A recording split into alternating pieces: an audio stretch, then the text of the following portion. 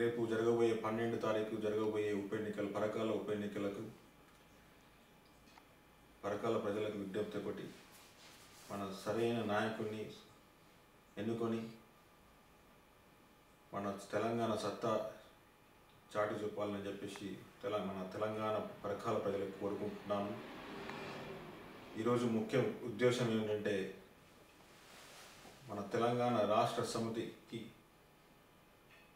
మన JAC support చేయడం చాలా హర్షించదగ్గ విషయం.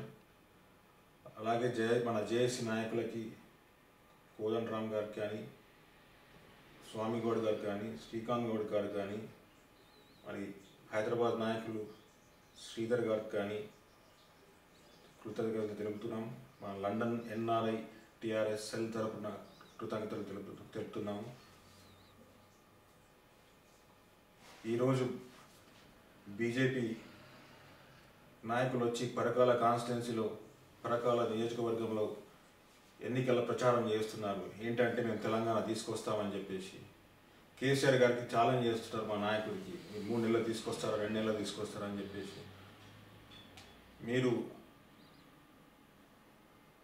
గత 5 సంవత్సరాలు మీరు పాలనలో తెలంగాణ ఇస్తామని చెప్పేసి కూడా మీరు తెలంగాణ ఇవ్వలేదు. మీరు అప్పుడు కుంటి సాకు చెప్పారు, టీడీపీ సపోర్ట్ చేయలేదని చెప్పేసి కుంటి సాకు చెప్పారు. మీరు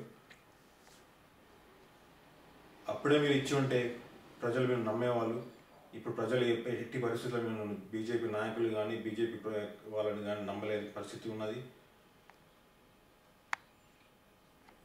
మన పరకాల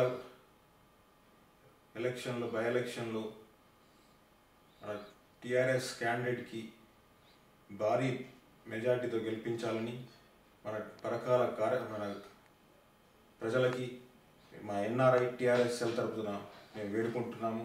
దయచేసి మీ అమూల్యమైన ఓటు టీఆర్ఎస్ క్యాండిడేట్కి వేసి మన తెలంగాణ సత్తా ఏందో చూపించాలి. ఢిల్లీ సోనియా గాంధీ దిమ్మ తిరగాలి.